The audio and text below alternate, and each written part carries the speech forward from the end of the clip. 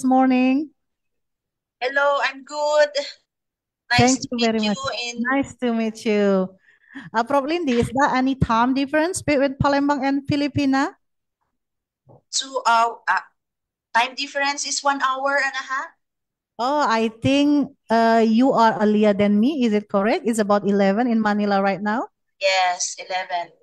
Okay, thank you, Prof. Lindy. Before coming to her speech, ladies and gentlemen, allow me to introduce Dr. or Professor Lindy de Masalinto. She is a librarian and a professor, ladies and gentlemen. Over the past 2 decades, she has worked in a variety of professional capacities, especially in the private academy. She earned her Master of Education, major in Library Science at Philippine Noma University, Manila, and graduated with her Doctor of Philosophy, major in Educational Management at the University of Perpetual Help System, Laguna. Professor Lindy Masalinto is affiliated with international and national organizations such as the Philippine Association of Medical Journal Editors. Wow, really great, yeah? Asia Pacific Association of Medical Journal Editors, Philippine Association of Teachers in Library Science, Council of Deans and Heads of Library and Information Science School in the Philippines, Chairman House Board, and also what we call Board of Trustee, and currently elected as Vice President for International Library and Information Science Society. Please give a round of applause, ladies and gentlemen. Amazing. She has published articles in international peer-reviewed journals and presented international papers, and also the Asia Pacific Association of Medical Editors. Dr. Masalinto or Professor Lindy Masalinto has been a peer reviewer of local and international journals. At present, she serves as the chief librarian and a professor of the University of Perpetual Health, Bina Laguna, where she is an ISO internal auditor. For the 2 succeeding years, she is among the top 20 University of Perpetual Health System Laguna scientists who landed in the AD Scientific Index ranking.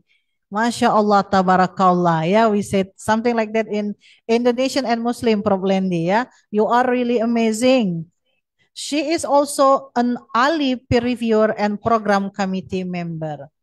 I believe that if I read all her CV, we don't have enough time since she has already mastered, and also we have to acknowledge we really need to listen from her regarding the library and the relationship to artificial intelligence. So Professor Lindy Masalinto, the floor and the stage is yours. Thank you, Dr. Susie. Salamat pagi. First of all, I would like to thank the organizers of this event, the Faculty of the Adab and Humanities, for inviting me. It is an honor to be with these scholars from the Indonesia, Malaysia, and other neighboring countries. And to my fellow speakers, good morning. Can you share my slide, please?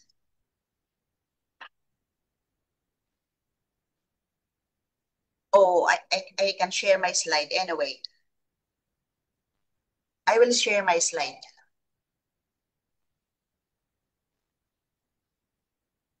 Okay. So the theme from indigenous knowledge to artificial intelligence, local knowledge-based culture, revitalization, and management information is very timely.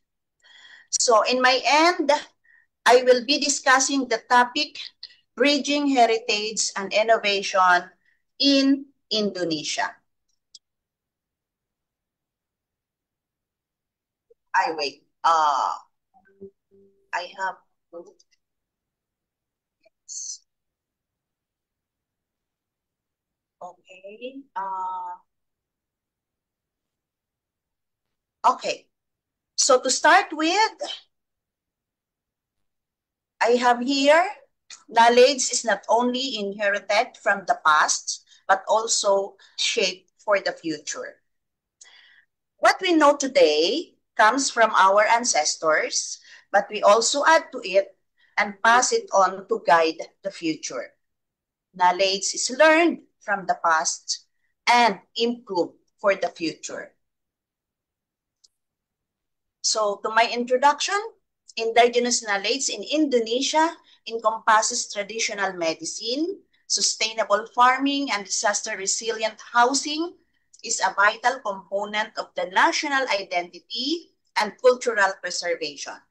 Despite pressures from modernization and universal policies, it remains a key resource for sustainable development and for understanding the country's diverse local contexts.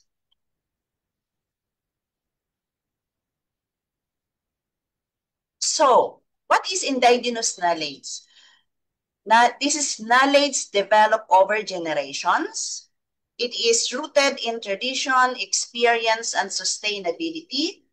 And this is also passed through oral traditions, rituals, and practices.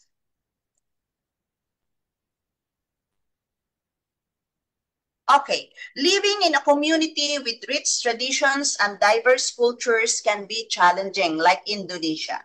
The continuing tension between the past, the present, and future seems unending. It can appear to be overwhelming spiral. However, navigating the tension between honoring the past and creating the future requires being in the arena with an eye and ear towards betterment. What is indigenous knowledge also according to Kartika? IK is interpreted as local or traditional knowledge that indigenous peoples brought with them from earlier times through oral tradition. IK is also referred to as the cultural identity, such as the identity or cultural personality of a nation, where Indonesia is very rich of this. And I have here some examples of Indonesian indigenous knowledge. You had the Subak. I hope I pronounce it well. Okay, the Bali water management, the Jamo, the traditional medicine, the weaving, and the batik, the sungkit, the ikat. You had the Dayak and the Papuan forest wisdom. I'm also proud to present to show this that a month ago I was able to experience the very rich culture of Indonesia. So I'm so grateful that I was able to visit your country and I was able to notice the very multi-diverse cultural that people have in Indonesia. So we visited this.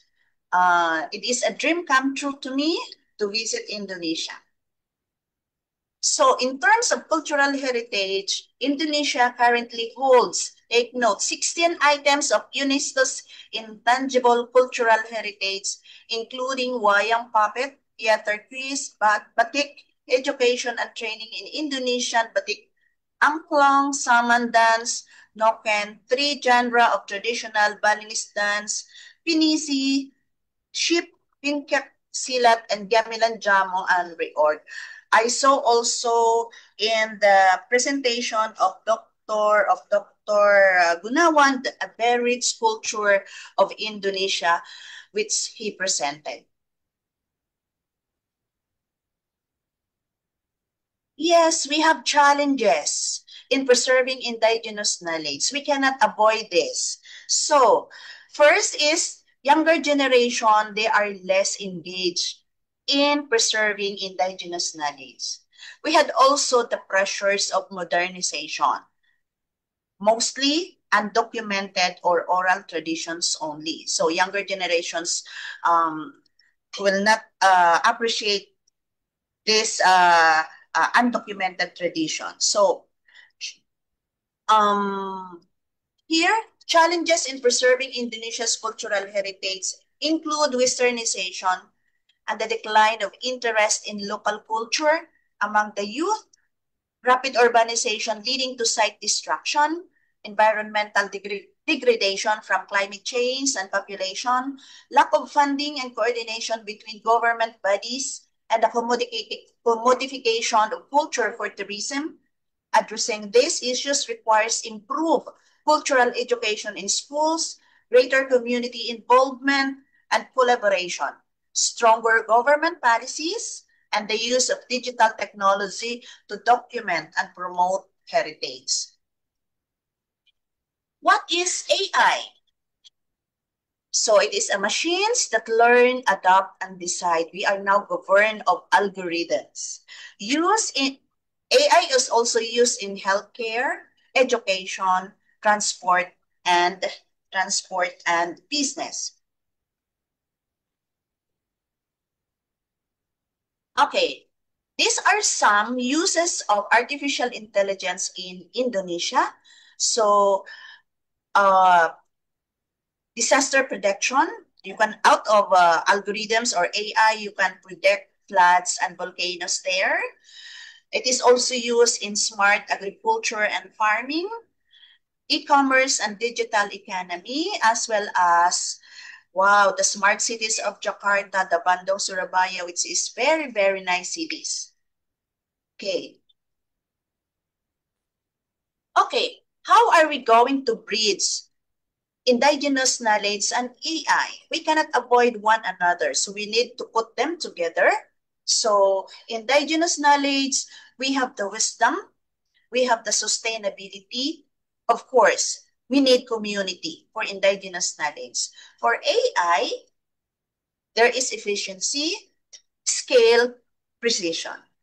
If we put them together, we have innovative, culturally rooted solutions. I was able to across on this. This is a Global Innovation Index 2024, and I was able to see that Indonesia's ranking in global innovation spiked from 2023 to 2024. And this is a good sign that Indonesia is into innovations. So, this 2024, you ranked 54th among the 133 economies featured in the Global Index Innovation 2024. This is a very good sign that Indonesia is claiming both preserving the cultural heritage, at the same time improving in terms of innovation capabilities. So, we need also to identify what are some of the challenges we need to prepare to encounter. So we have the digital divide. This is common, not only probably in our countries also. We had also this digital divide, the urban versus rural. And of course, we don't have to set back the ethical issues, okay, in terms of privacy and biases. And of course, the accessibility and affordability of artificial intelligence. These are some examples of synergy that are being used in your country as far as my research is concerned. Digitizing, you use, because of artificial intelligence, digitizing manuscripts and oral tradition. So here, you use both the indigenous knowledge and the innovations. We use also AI to preserve local languages like the Javanese, the Sundanese, and the Balinese. Also, because of innovation, smart agricultural combining local farming plus AI weather forecast is being used in your country. We had also the biodiversity, the conservation guided by indigenous maps. So here we could see that there is a need to develop both the we need to develop both the cultural heritage. We need to preserve at the same time. We need also to make ourselves go with the wheels of innovations for us in order for our country not to be left behind. And I'm so happy to note that Indonesia is into this race, ranking 54th in the global innovations. Okay, in ethical and cultural considerations, we need to, in terms of community participation, so nothing about us without us, meaning we need to involve people in the community before we need to alter, we need to develop whatever things within their community. So we need involvement of these people in the community, especially the indigenous people. We need also respect cultural sensitivity. Okay, cultural sensitivity. We should know where to have this and to have not this when it comes to cultural sensitivity. And the least, we need to protect indigenous intellectual property. In doing the innovations, we should not forget this 3 factors in consideration. We need to consider this. We need to consider the community participation. Still, we need to respect cultural sensitivity, and at least we need to protect indigenous intellectual property. As for future directions, in terms of education, indigenous knowledge plus STEM integration. So we need to integrate indigenous knowledge into science, technology. Also in terms of research, we need to have cross-discipline collaboration. I know Indonesia is also very good when it comes to research. And in terms of policy, heritage protection is very important, plus innovation support. If we need innovation, we need also heritage protection. That should be in this should be put into policy. And in terms of youth, future knowledge custodians. We should train youth as future knowledge custodians. So for my takeaway, so for the roots, our indigenous knowledge, we need to strengthen.